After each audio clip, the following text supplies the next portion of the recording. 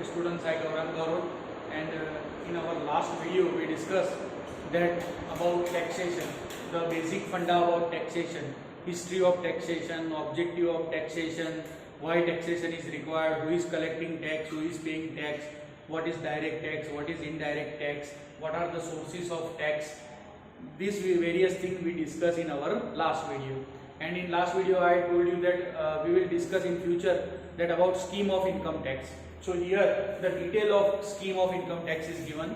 If any person receiving income, that on what amount of income, what kind of or what percentage of tax he is supposed to pay. Okay, so this kind of table is given here. That scheme of income tax, it is divided into generally three parts. The first part is for general taxpayer. General taxpayers means the person who is living in India, okay, or resident in India, and his or her age is less than 60 years. The person age is less than 60 years is normally considered as a general taxpayer. General taxpayer has to pay tax on this basis. Then second category is for residential senior citizen. We have heard many times word senior citizen. Senior citizen means those age are between 60 to 80 years. जिसकी as 60 से ऊपर है और 80 से कम है, ऐसे लोगों को सीनियर सिटीजन कहा जाता है. उनके लिए ये इनकम टैक्स का टेबल एप्लीकेबल होता है. And the third category super senior citizen. Super senior citizen means those person whose age are more than 80 years. Okay, 80 years से ज्यादा जिसकी एज है उसे हम क्या कहते हैं? Senior super citizen. उसके लिए ये इनकम टैक्स की स्कीम एप्लीकेबल होती है. अब टैक्स को समझते हैं. Okay, slot wise. सबसे पहला है income slab rupees and basic tax rate. बराबर है. सबसे पहला है अप टू 2,50,000. अगर मैं हूं और मेरी इनकम 2.5 लाख रुपए है तो 2.5 लाख रुपए से कम इनकम है तो उस पर कोई टैक्स देना पड़ता नहीं है. सपोज मैंने अर्न किया 2.5 लाख रुपए तो मैं 2.5 लाख रुपए पर गवर्नमेंट मुझसे डायरेक्ट टैक्स कोई मांगेगी नहीं. 2.5 लाख तक टैक्स फ्री है. Second thing, from 2,50,000 1 rupees to 5 lakh. अगर 2,50,000 1 रुपए से लेकर 5 लाख के बीच में मेरी इनकम आती है तो उसकी जो अमाउंट की टोटल होती है 2,50,000 1 से लेकर जो अमाउंट आती है, जैसे मेरी इनकम मान लो कि 4.5 लाख रुपए है तो 2,50,000 1 रुपए से लेकर 4.5 लाख बराबर टोटल अमाउंट कितनी होती है? 2 लाख रुपए जितनी. उस पर मुझे कितना टैक्स भरना पड़ेगा? 5% टैक्स पे करना पड़ेगा. कितना टैक्स पे करना पड़ेगा? उस अमाउंट का, उस 2 लाख का कितना टैक्स पे करना पड़ेगा?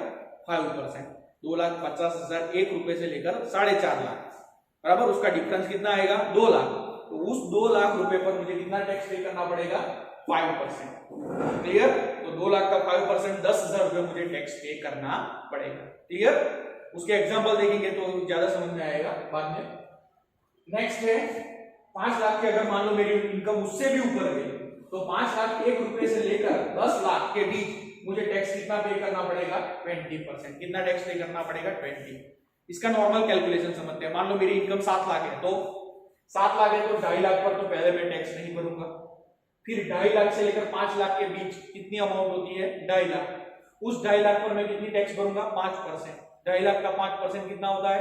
12,500 रुपए. तो 12,500 यहां पर टैक्स पे करूंगा. और 7 लाख इनकम है तो 5 लाख से कितनी ज्यादा रही?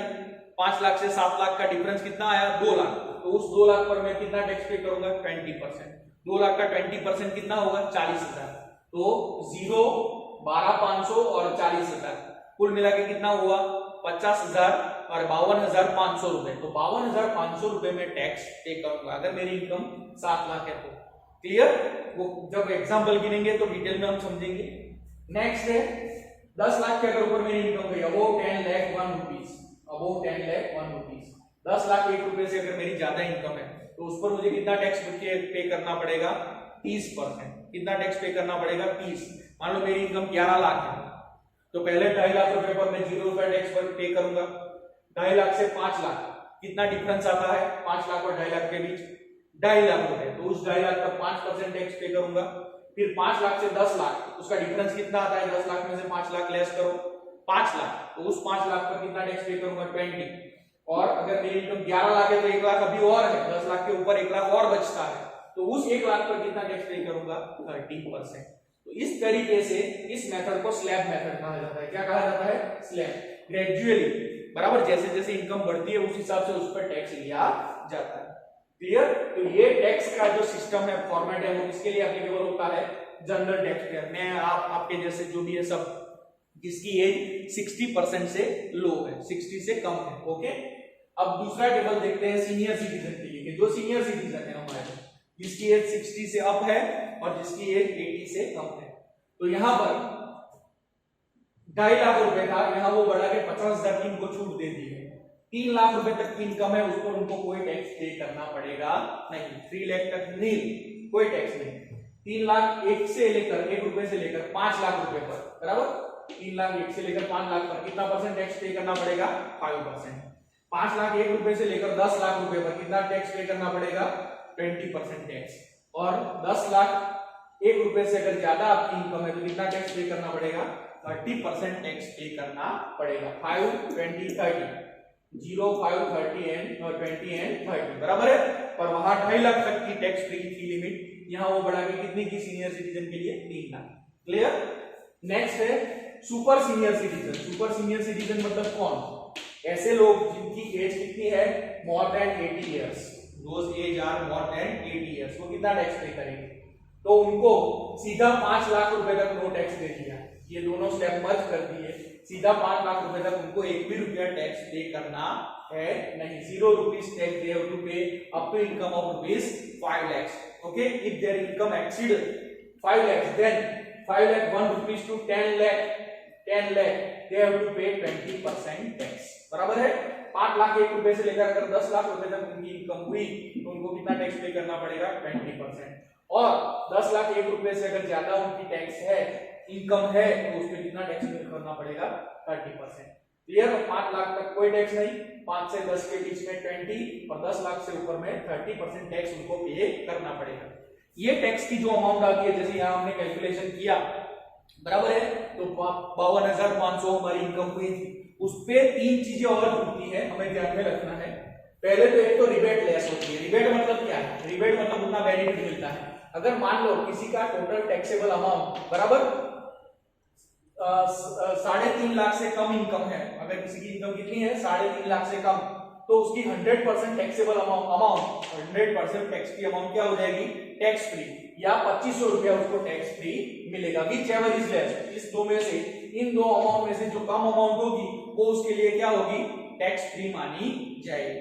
क्लियर? अंडर सेक्शन 87A अगर उसकी इनकम कितनी है? 3.5 लाख से अगर कम है तो, बराबर है। नेक्स्ट है सरचार्ज, बराबर। सरचार्ज मतलब क्या? कि इनकम एक्सीडिंग 50 लाख से ज्यादा किसी की इनकम है और 1 करोड़ से कम है, बराबर, 50 लाख से ज्यादा है और कितनी है? 1 करोड़ से कम है, तो वो कितना टैक्स पे करेगा? 10% टैक्स पे करेगा। एडिशनल टैक्स कितना पे करेगा? 10%। उसकी टैक्सेबल इनकम पर 10% टैक्स पे करेगा। और अगर उसकी इनकम 1 करोड़ से ज्यादा है, बराबर है, अगर उसकी इनकम कितनी है? 1 करोड़ से भी ज्यादा है, तो वो एडिशनल कितना टैक्स सरचार्ज पे करेगा? 15% उस इनकम पर वो टैक्स पे करेगा। मतलब 50 लाख से 1 करोड़ पर 10% सरचार्ज देगा, और 1 करोड़ पर से जितनी इनकम ज्यादा होगी, 2 करोड़ 3 करोड़, तो उस पे वो कितना सरचार्ज देगा? 15% उसको सरचार्ज देना पड़ेगा। क्लियर? थर्ड चीज है हेल्थ एंड एजुकेशन सेस, बराबर। ये पैसा सीधा गवर्नमेंट हेल्थ और एजुकेशन को बढ़ावा देने के लिए देती है। तो आपकी जो टैक्सेबल अमाउंट हुई, यहां तक जो भी टैक्सेबल अमाउंट आई, उस पे 4% टैक्स और लिया जाता है। उस 4% को सेस कहा जाता है। 4% on income tax and surcharges, बराबर। आपकी इनकम टैक्स और सरचार्ज मिला के जो भी इनकम आई, उस पे आपको 4% क्या देना पड़ेगा? सेस देना पड़ेगा। हेल्थ एंड एजुकेशन सेस उसे कहा जाता है, बराबर है। तो ये इसका बेसिक थियरी फॉर्मेट है, इसको हमने समझा। अब एग्जांपल देखेंगे कि किसकी एज कितनी है और कितना इनकम है और उस पे कैसे कैलकुलेशन होता है, वो हम देखेंगे आगे के वीडियो में। Thank you.